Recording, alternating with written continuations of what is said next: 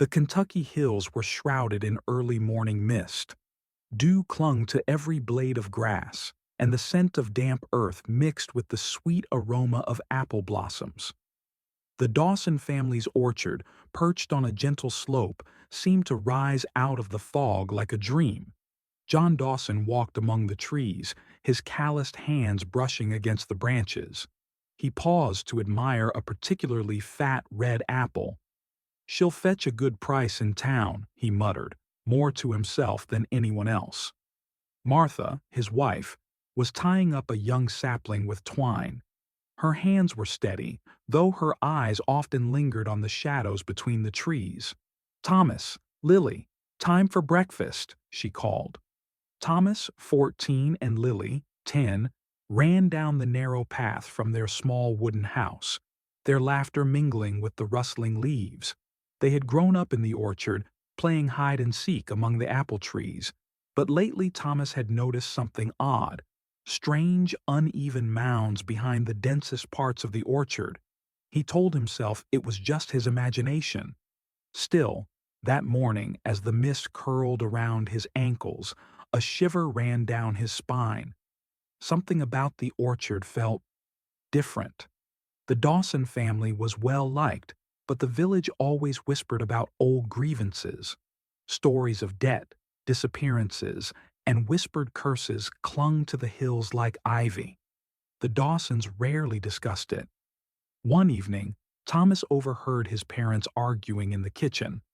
"They'll never understand, John," Martha's voice trembled. "It's been years. We can't keep hiding it forever."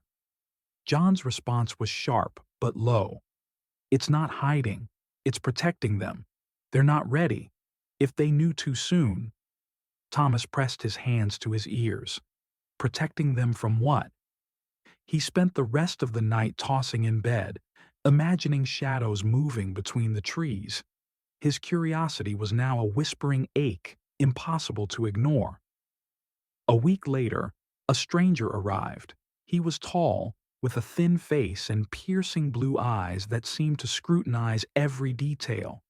Introducing himself as Mr. Caldwell, a historian researching old Kentucky families, he asked questions that unsettled John and Martha. "Your orchard is remarkable," Caldwell said, eyes scanning the rows of trees. "But there are unusual tales, dark tales. People say your family hides more than apples." Martha's hand trembled as she set down the pitcher of water. John's jaw tightened, and for a moment his stern exterior faltered. That night Thomas lay awake, the stranger's words spinning in his mind. He could no longer ignore the strange mound he had seen. He had to find out what was really happening. After supper, Thomas slipped away, his lantern swinging gently in his hand. He followed the misty path deeper into the orchard and stumbled upon something he had never seen before: a small rusted iron gate hidden under thorny vines. With effort, he pushed it open. The gate creaked loudly, sending a flock of birds into the sky. Beyond it, a narrow path wound into the thickest part of the orchard. At the end of the path, a faint glow shimmered between the trees. Heart racing, Thomas inched closer. Every nerve in his body screamed to turn back, yet his curiosity pulled him forward. The path ended at a decrepit cabin, camouflaged perfectly by nature. Smoke curled lazily from its chimney, carrying an earthy, sweet smell. Thomas pressed his nose against a window. Inside, shelves overflowed with jars of dried herbs and strange powders. Candles flickered, casting shadows on symbols carved into the walls, symbols he had never seen before. A small locked chest rested in the corner. Thomas swallowed. His heartbeat was loud in his ears. What was all this? The orchard he had known all his life seemed alive with secrets. A floorboard creaked behind him, and he froze. The following day, Lily found an old envelope under her pillow, yellowed and fragile. It was addressed in flowing script. "If you find this, it means the orchard has chosen you. Seek the truth with courage." but be gentle. Grandma Evelyn. Thomas's eyes widened. Their grandmother, Evelyn, had died before he could remember her clearly. Yet here was a message, as though she had left a trail for them. They decided together. They would uncover the orchard's secret. Whatever it was, they would face it as a team. That night, the children crept out under the moonlight, lanterns in hand. They reached the cabin and, using a small key Thomas had found in his father's drawer, unlocked the door. Inside, the jars glimmered like jewels. On the table lay a faded book of herbal remedies and notes about rare plants that could cure fevers, infections, even injuries. Suddenly, the cabin door creaked. Someone was coming. The children froze. John Dawson appeared, his eyes stormy yet filled with sorrow. "You shouldn't be here," he whispered, stepping closer. "Why didn't you tell us?" Thomas asked, voice shaking. John sighed, running a hand through his hair. "Because knowing too soon can hurt. This orchard, it has saved lives. Your grandmother dedicated her life to this work. You're not ready to bear its responsibility." Martha appeared behind him, her gaze soft but firm. "We kept it hidden to protect you, and to protect others." John explained that the orchard was extraordinary. Its trees were grafted with rare medicinal herbs, creating natural remedies that had been used to save countless lives over generations. The mounds Thomas had seen were compost heaps, enriched with nutrients to grow these potent plants. During harsh winters and sickness outbreaks, the Dawsons secretly left baskets of remedies for villagers who never knew the source.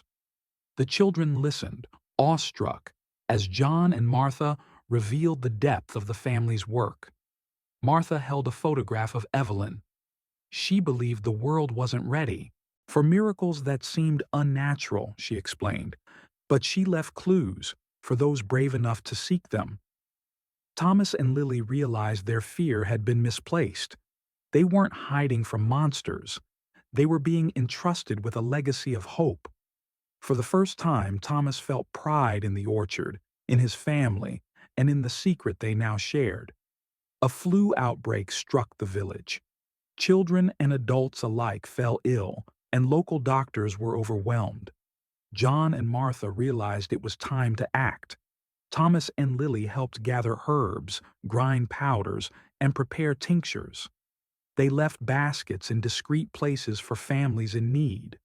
Soon, children were laughing in the orchard again.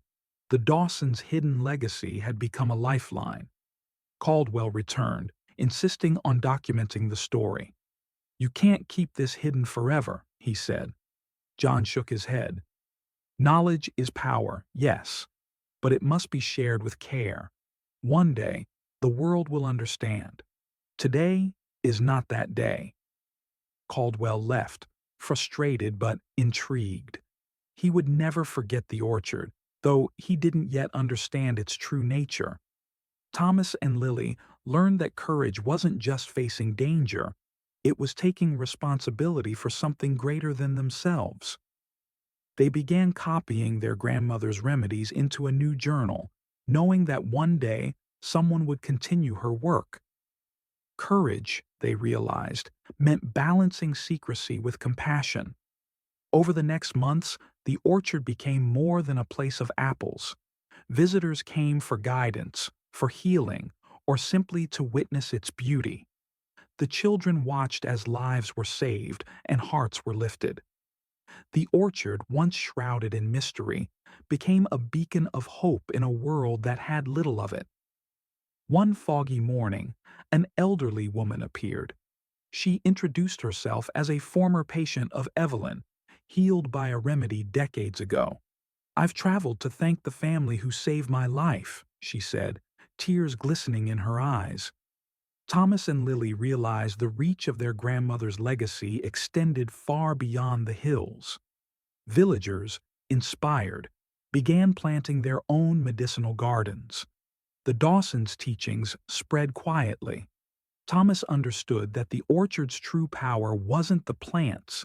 It was the love, patience, and care that nurtured them. The orchard had become a network of kindness, hidden in plain sight. A violent storm struck the orchard, destroying part of the cabin. In the wreckage, Thomas found a hidden compartment containing letters from villagers thanking the Dawsons for saving lives over generations. Among them was a letter from a child he recognized, his great-grandfather, thanking Evelyn for saving him during a deadly fever. The orchard had preserved his family's life, literally shaping his future. Years passed. John and Martha grew older. Thomas and Lily, now teenagers, became the caretakers of the orchard. They understood that their role was not just maintaining the trees, but preserving the legacy of service and compassion their family had cultivated for generations. A modern doctor visited, intrigued by the remedies. "These could revolutionize medicine," he exclaimed. Thomas and Lily decided to share the knowledge freely with researchers, ensuring Evelyn's work could heal countless more far beyond their hills. The orchard's magic, its true miracle, was the love and courage that grew quietly in the soil. The orchard flourished, a symbol of hope, secrecy, and courage. Visitors left with more than apples. They left with the knowledge that extraordinary things can grow in ordinary places. Thomas and Lily walked among the trees at sunset, the orchard glowing in a golden mist. They smiled, knowing their grandmother's legacy had survived. Somewhere, in every leaf and blossom, Evelyn's spirit remained, reminding them that the greatest secrets are often acts of love hidden in plain sight.